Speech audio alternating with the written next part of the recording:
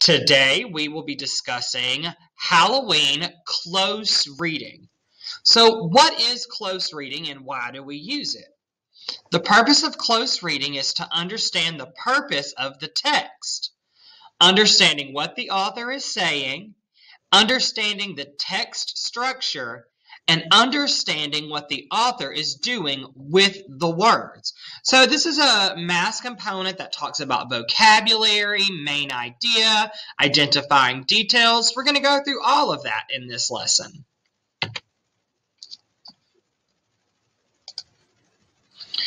How do I close read? Okay, so this is how we're going to do it. Read once for pleasure. So we're going to read it once, just to enjoy it. And then we're going to read it again. And the second time we read it, we're going to number each paragraph, then reread and label the important text. Read the paragraphs in chunks. Underline and circle key ideas for a specific purpose. And then we're going to talk back to the text, which means we're going to explain what we think the text is about. And why do you close read? To learn new information, to allow the information to stick in my brain, to dig deeper into the text, and to find text-based evidence for answers. This is going to be very, very helpful when we're taking tests, because you're trying to find the text-based evidence for answers. We're also trying to get to know the text and to expand your thinking. So we're going to read 3 different articles. Okay, all of these are nonfiction. That means that they're true. Okay, and then I'm going to walk you through exactly how I want you to notate this on your Google Slides. So here we go. First up, Cities of the Dead. Louisiana is known for many things: Saints football, Mardi Gras, red beans and rice, and even their cemeteries. Most cemeteries around the United States have burial plots below ground. However, Louisiana has a rare and strange situation that creates what are commonly known as Cities of the Dead. Many years ago, when Louisiana was first founded, a problem arose amongst the dead.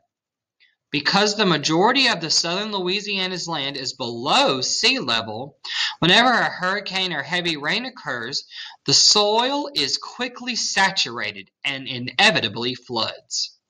Whenever the dead were buried, once the ground below the bodies got completely saturated, the caskets would pop up out of the ground. For many reasons, this was a problem. Not only was it not safe for dead bodies to be floating around in the land of the living, but it was also quite frightening.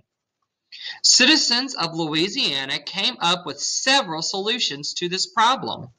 First, they tried to weigh down the caskets with heavy rocks, but the water was overpowering and the caskets continued to float to the top. Next, they decided to bore holes in the caskets so that the water would seep through the casket and weigh down the body that way. Unfortunately, that wasn't successful either. They needed a better solution. They desperately wanted their family members to rest in peace.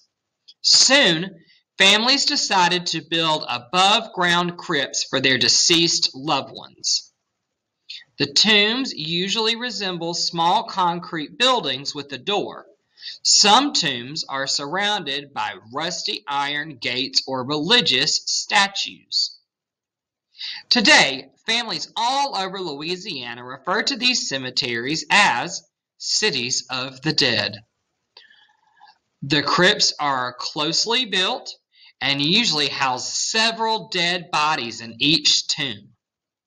Most recently, during Hurricane Katrina in 2005, many above-ground graves and cemeteries in the New Orleans area were destroyed. Also, several caskets were found floating that were buried underground centuries before. Next time you are in Louisiana, stop by a city of the dead, but be sure not to move in so quickly. So that is cities of the dead.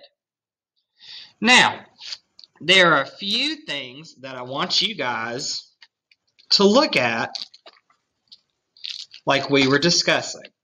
So, it says in your close read, read once for pleasure, which we just did. So now what I'd like you to do is come over here, and do you see this icon? It says add comment. This is how you are going to take notes on each of these stories. So I'd like you to click add note. And then we're going to start by labeling paragraph 1.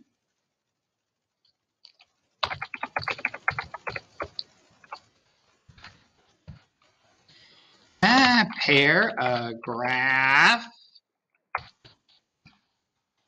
1. And we're going to comment. And I would love if you were able to move this comment to right here, which you are not able to do.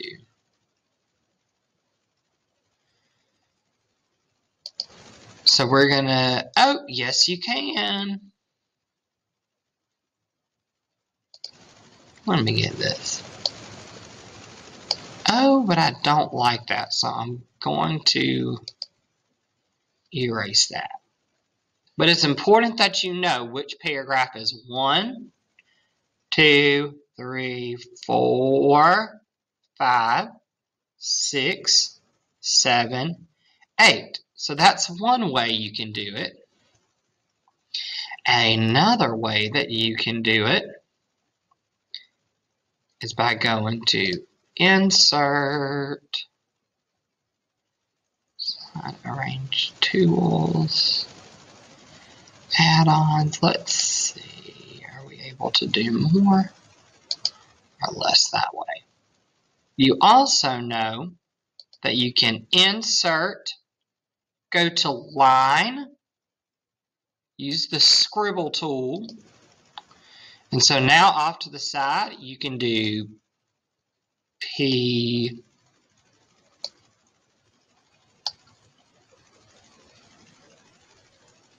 let's try again. Do Scribble 1, Scribble, you got to go back to Scribble, but Scribble 2, Scribble 3, Scribble 4. My 4 did not want to take. Scribble 4. And you can also, since paragraph 4 leans over, so I'm going to move this to, no, I'm going to undo that. I just want to move this.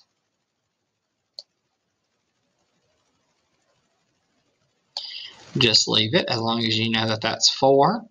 So come back to Scribble and label this 4 because it's part of the same one. And then Scribble 5, Scribble 6, Scribble 7, and then right at the bottom, Scribble 8. So now you see how I've labeled each of the following paragraphs, which is great. Another way to do this is to add a text box. So beside each text box, you can say P1, And then do another text box. P2. Spread this out a little bit. P2.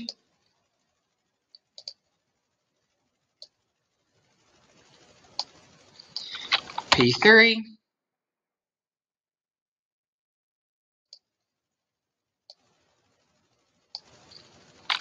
P4. I'm hoping you're paying attention, okay? You just go back to the text box and add a text box. So remember 4 bleeded over. So we're going to say P4 again up here just to help us keep count. And click text box. And we have right here, we're going to do P5.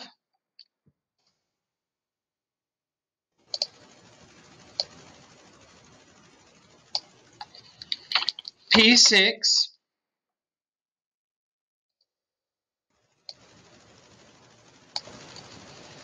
P7. And text box. P8. So there you go. So there are 3 different ways that you can number the paragraphs. You can do them through add a comment. You can do them through the Scribble tool, or you can do them through the text. Okay? The next thing is reread and label the important text. So this is where adding a text box is very important. As you can see. And then look at all that fun stuff. You have it all right there.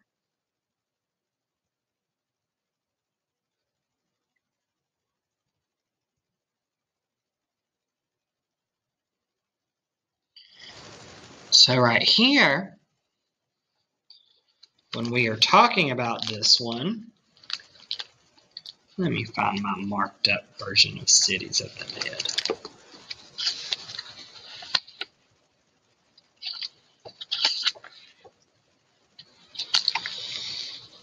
Not it.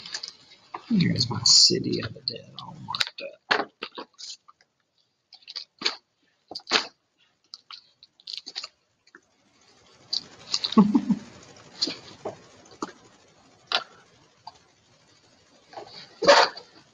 So, what are some of our, and so right here, you can use the Scribble tool. You should also be able to insert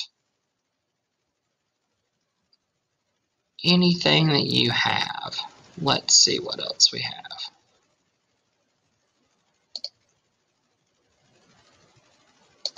Array.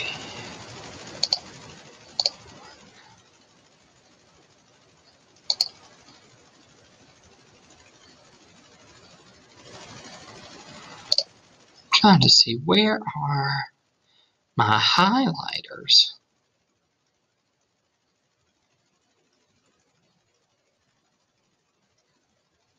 May not have a highlighter.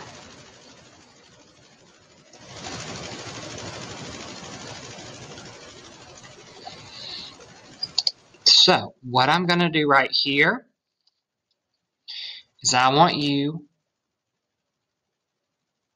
to grab the Scribble tool again, and as you read each of the following paragraphs, I want you to highlight the important part.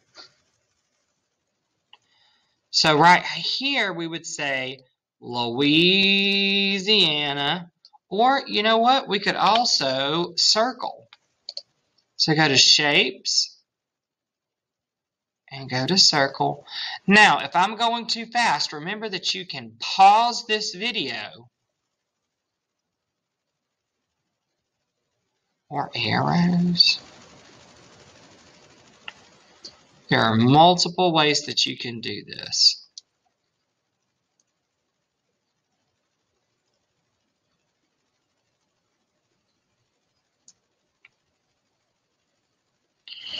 Would you have most? I'm trying to find the easiest way to do this.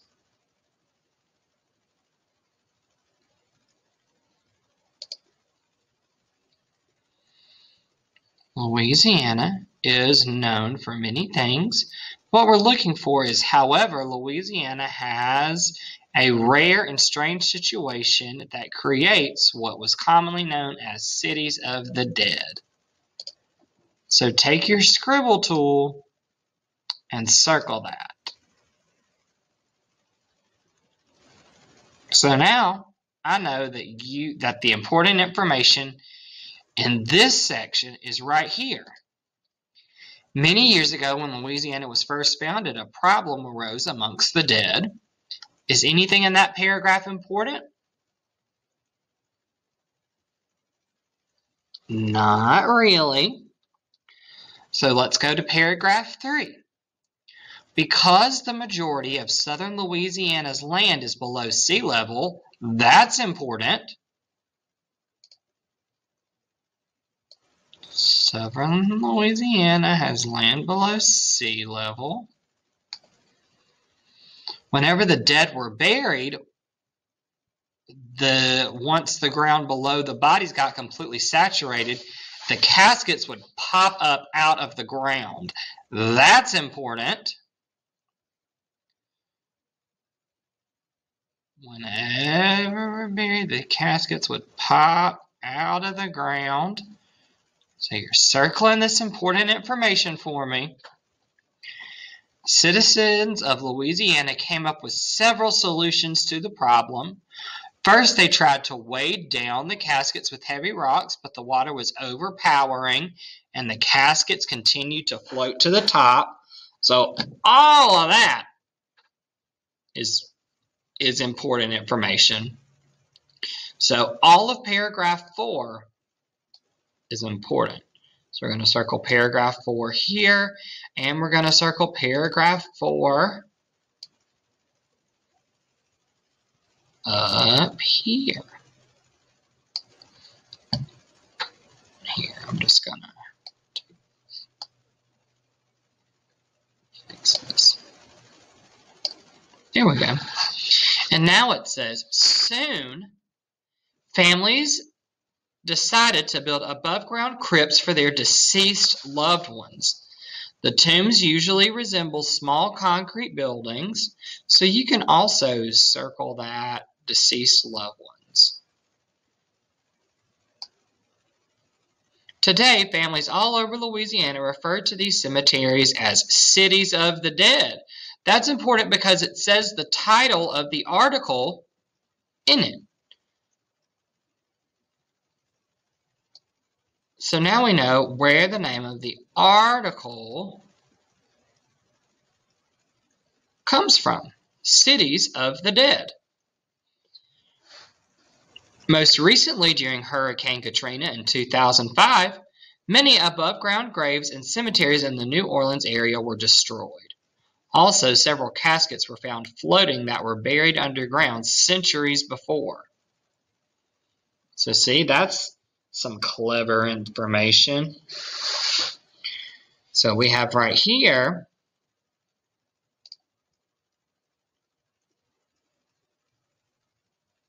that even old things are still being circled, are happening. So check that out. So now we've completed the second step in highlighting important information for that. Now, what's our next step? If you were taking notes, the next step is read the paragraphs in chunks. So you're going to find out, now that you have the important stuff memorized, are circled, now you can point out which texts are going to be together. So you're going to put, we could put, let's So you have your Scribble tool, Scribble. So we're going to mark that you're going to put 1 and 2 together. Then we're going to do 3 and 4 together. And all I'm doing is using the Scribble tool for this, okay? And then the 5 and 6 all talk about how families have remedied this situation. So 5 and 6 go together, and 7 and 8 would both go together. And the reason that we're clustering these paragraphs together, guys, is because we're putting the information that is similar together. So it reads as one chunk. So one chunk is about Louisiana having famous cemeteries. And then 3 and 4 discuss that there's a problem with the cemeteries. 5 and 6 are how the problems solved it, but not everything. And then 7 and 8 is our wrap-up. So that's the reason those chunks are all placed together just like that. Okay? And then you underline and circle key ideas for a specific purpose. Okay? So this is what it looks like now. I hope you're all paying attention because you have 2 that you're going to have to do by yourself. So, let's look at our next slide, shall we? Vivacious vocabulary. Find these words in the text and circle them. Okay, so you're going to go back. And so the words that we're looking for are saturate, bore, and crypt. Now, this graph asks you to write the sentence it's in. So what you can do is find saturate. So let's find saturate. Does anyone remember where saturate is? Because now we've read the text twice. So who remembers where saturated is? It's right here in paragraph 3. The soil is quickly saturated and inevitably floods. So we are doing that. So I want you to take this once again, and it says the soil is quickly saturated and inevitably floods right here. So when you go to the next one,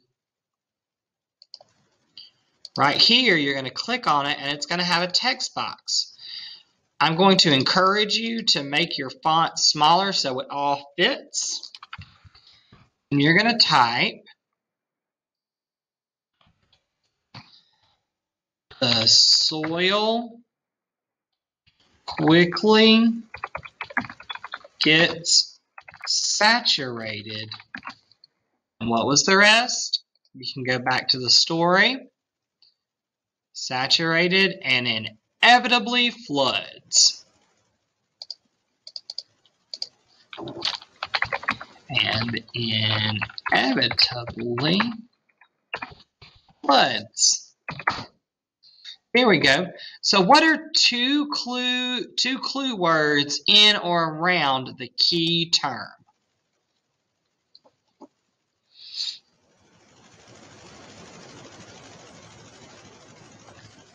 So I would say that one of them is floods. See what I mean about making it smaller? Here we go. So one of the words is floods. And what is another clue in or around the key terms? Like, if you had to guess what saturated means, which words would you use? I'm using floods. And what else is around there that could make you, I could give you a heads up? Because the majority of southern Louisiana's land is below sea level, whenever a hurricane or heavy rain occurs, the soil is quickly saturated and inevitably flood. Okay? And then you have it again. Whenever the dead were buried, once the ground below the bodies got completely saturated, the caskets would pop up out of the ground. So what's another really good one?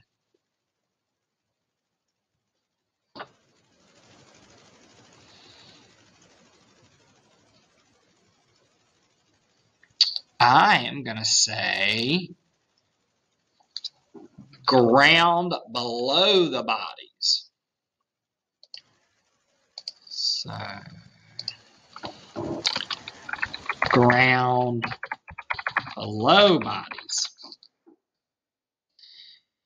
And saturate. All right, so what does the word saturate mean? You can go to dictionary.com or any other website and look up saturate. And what does it tell you? Cause something to become thoroughly soaked with liquid so that no more can be absorbed. The soil is saturated, which is exactly what we just read. So then you can come over here and you can paste it, but make it small enough now so that it won't bleed over into the next one. So you're going to have to make it all sorts of tiny. There we go. It's tiny. All right. And you're going to do that with all of them. Okay.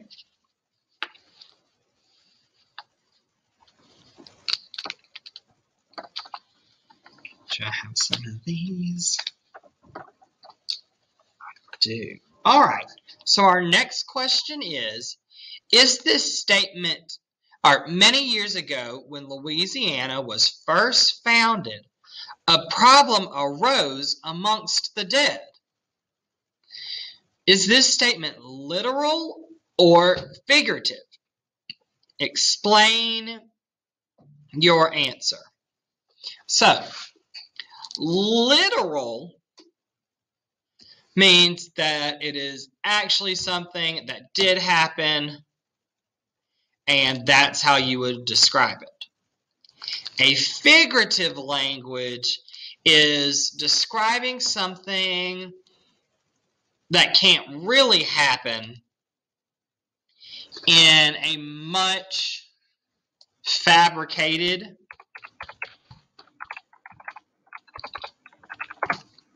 event. So it's like a metaphor. It's speaking away from like actual what happens, and it paints more of a picture. So would you say in this statement, many years ago when Louisiana was first founded, a problem arose amongst the dead? Is that literal or figurative? And you can click in this little line. So did a problem really arise amongst the dead?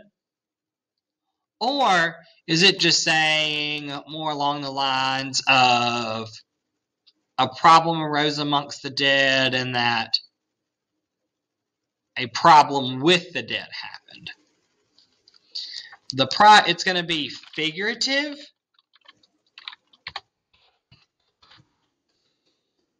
Remember, you can make it.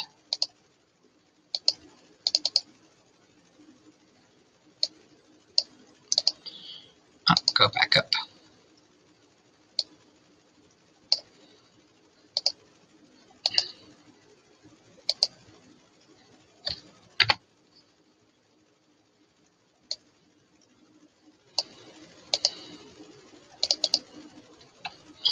We're going to drop this down.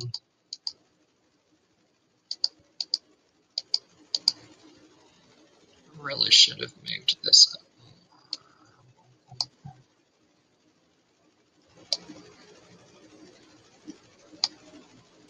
So it's figurative. Explain your thinking.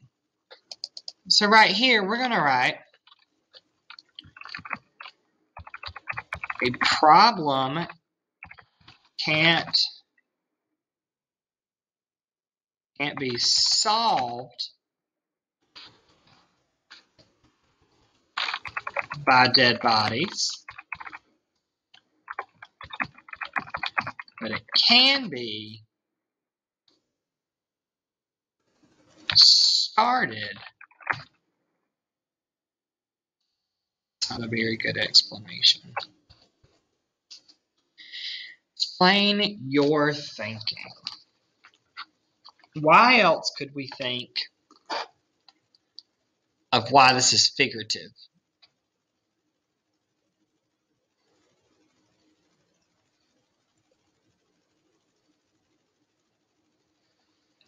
How else?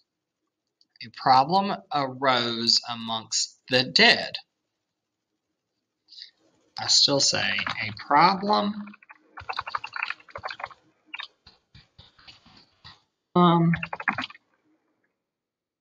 can't be resolved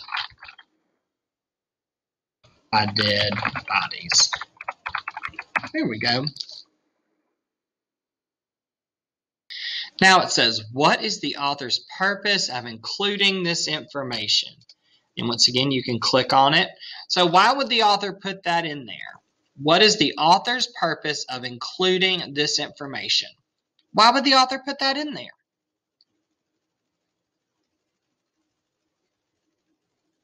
What is the author's purpose of including this information?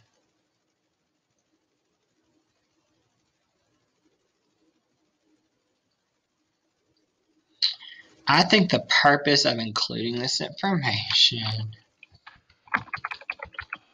the author wanted some comedic relief. Here we go. Now, for our next slide, this says daring details. Cities of the Dead, text-based evidence by close reading. So, in paragraph 3, what are 2 key details? So we're going to go back to our story. And it's asking us what are 2 key details. I would say Louisiana is below sea level. And caskets would float to the top, or it was not safe for dead bodies to be floating around. However, whichever one you want to put. I'm going to write right here. It is not safe for dead bodies to be floating around. Once again, you have to make it really small so that both will fit.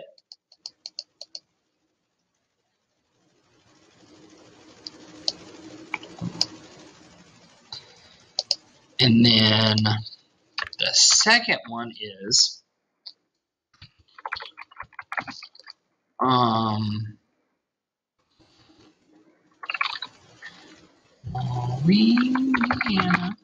Louisiana. Let's go back and see what that says. It's above sea level. Caskets would pop up when the ground was wet. Caskets would pop up when the ground was wet. Those are two key details because it tells us about what is happening in the cities of the dead. So, what does the author want me to mainly know in paragraph 3?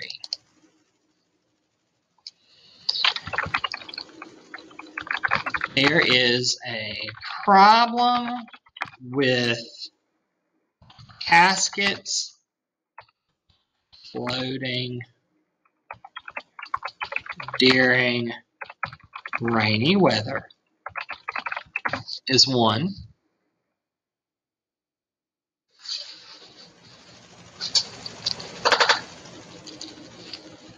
Okay.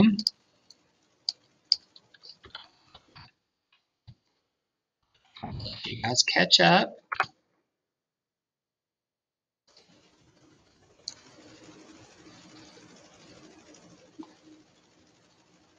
So, we've talked briefly about different text structures. So, we have a descriptive sentence, or is it in chronological order, like The Wizard of Oz?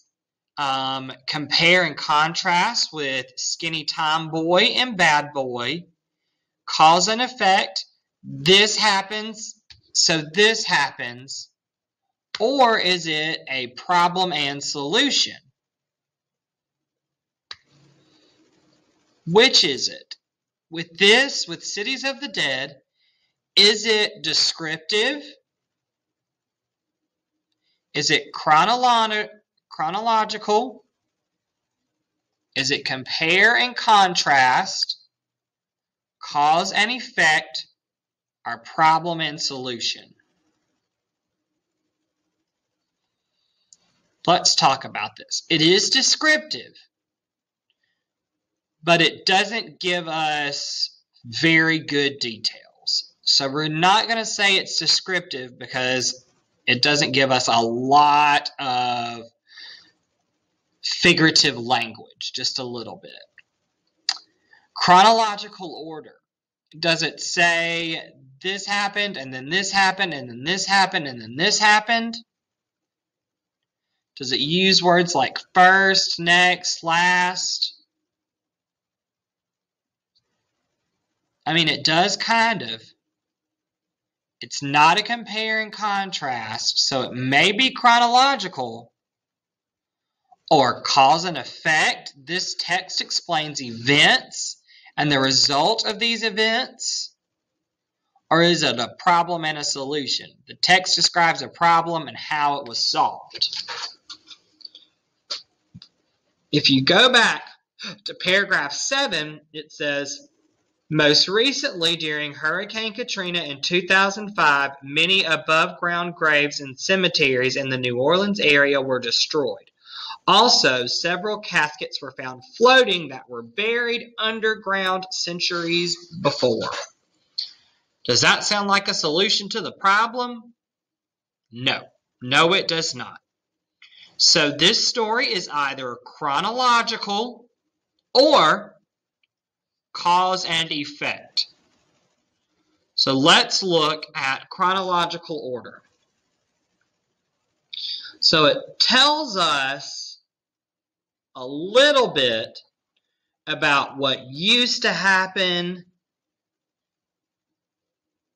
when it would rain, and then how it still happens when it rains. But it gives us dates. Many years ago, when Louisiana was first founded, a problem arose amongst the dead. Okay? So many years ago. And then it says most recently during Hurricane Katrina in 2005.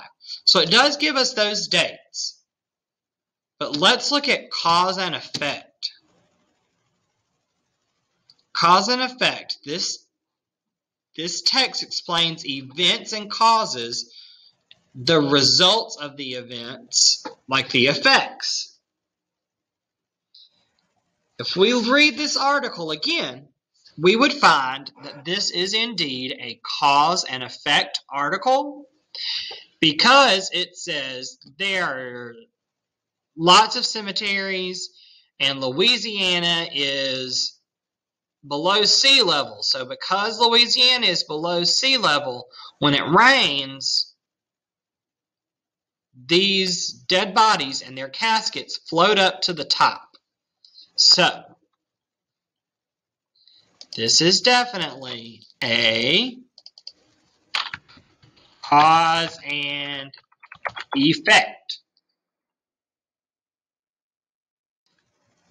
And what keywords from the paragraphs helped you determine this?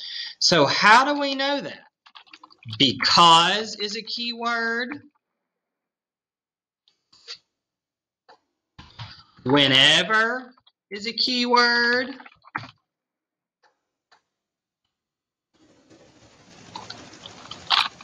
What else?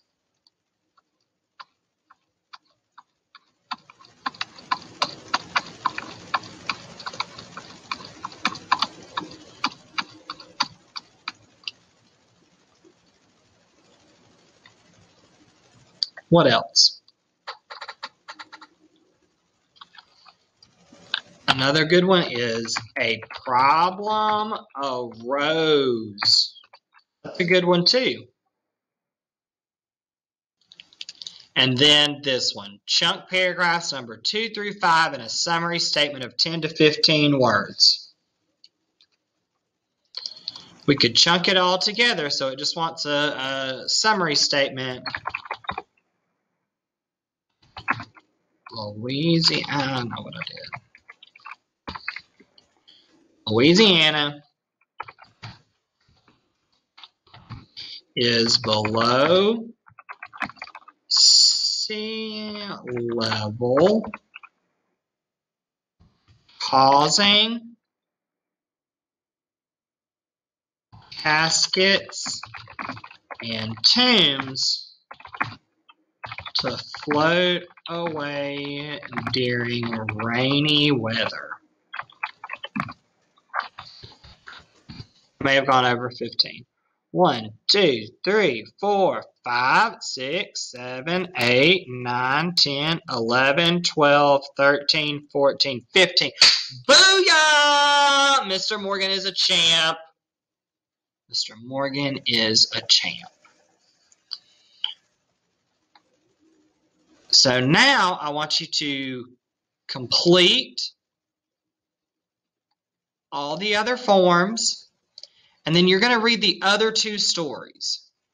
The other two stories are Vampire Bats and Our Blood. I will go ahead and you can pause this video to complete the rest of your work for each section at a time. So I've already read Cities of the Dead. You may pause the video and finish Cities of the Dead. And then when you come back, I'm going to read Vampire Bats.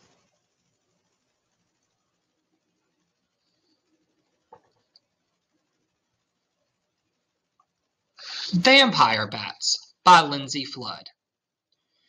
Dracula is one of the most infamous vampire characters known. He wears a black cape, has long, sharp fangs, and sucks the blood of unwilling humans. Vampire bats also have sharp fangs and suck blood to survive. However, they don't usually wear a cape to do so. Vampire bats are native to South America and Mexico. They prefer warmer climates to live in. Vampire bats are the only mammal that can fly. They live and travel in colonies or groups of at least 100 bats. Sometimes their colonies can be as large as 1,000 bats. These mammals are nocturnal creatures that live and sleep in deep, dark caves and come out in pitch black of the night to hunt their unsuspecting prey. When a vampire bat finds a delicious treat to snack on, it lands closely and quietly to its prey. When it gets close enough, it jumps onto the prey and sinks its tiny sharp teeth into the creature. It punctuates the skin of the animal and sometimes unlucky human, sucking the blood for its meal. Because blood is its only source of nutrition, it sucks on its prey for about 30 minutes. The vampire bat does carry disease, and many times the animal that is bitten by the bat gets nasty infections and very sick. The wounds generally heal quickly, but if the bat is carrying a disease, the animal may end up dying anyway. As frightening as their name sounds, vampire bats are warm-blooded creatures that care for their young. The baby bats don't drink blood at first, but they nurse from their mother. They cling tightly to her for the first 3 months of their lives as she flies and searches for her prey. Because of vampire bats, most other bats have received negative raps. However, there is no fear of other bats. In fact, they are usually more scared of us than we are of them.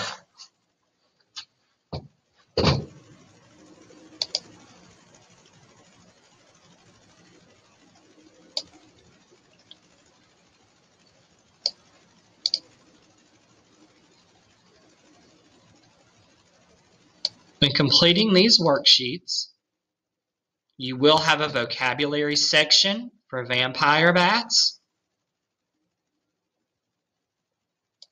And then you will have another 2 key details, daring details for both of these.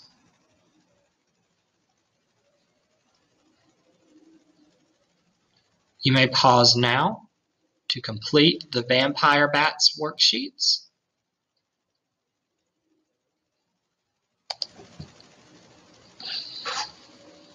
I will now be reading Our Blood by Lindsay Flood.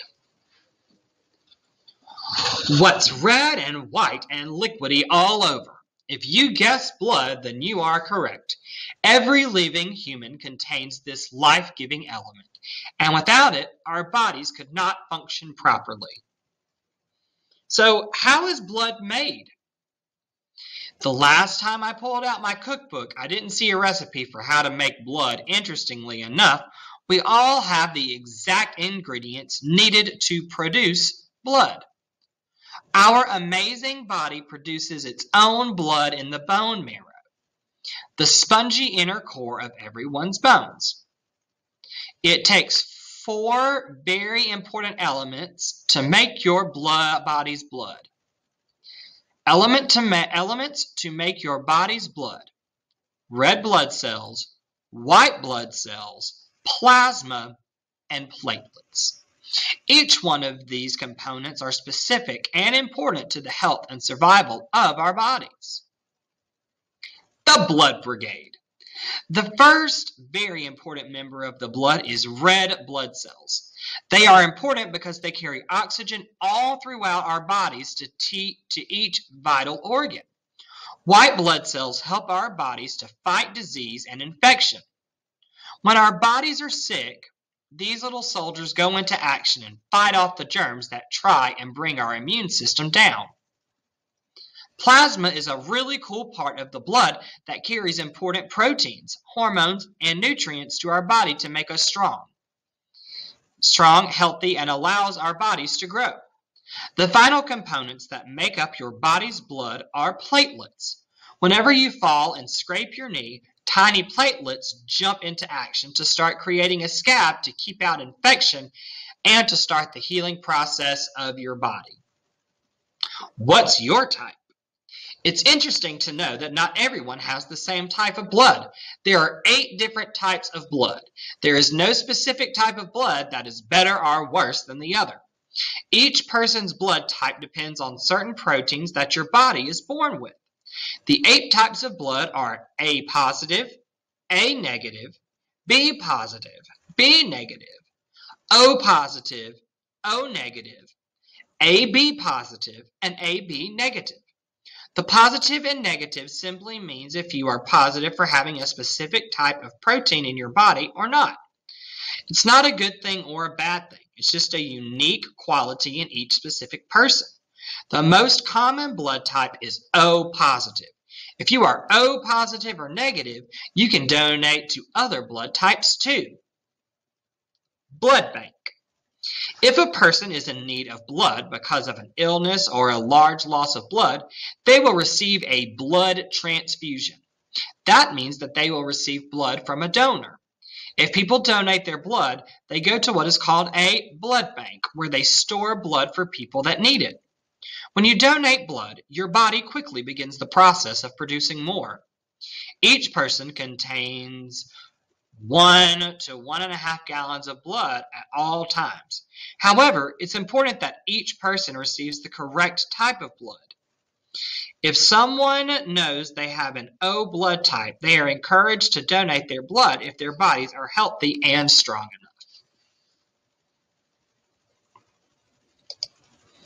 enough. Remember, there is a vocabulary list that goes with this section. There is also daring details that go with this. And then there is finding text-based evidence while close reading. We will fill this out together towards the end of class.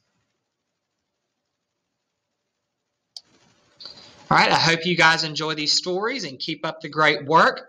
I'll return back to you towards the end of class, and we'll fill out these last 2 ones together.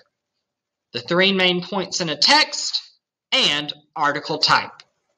Thank you guys and have a great day. Bye.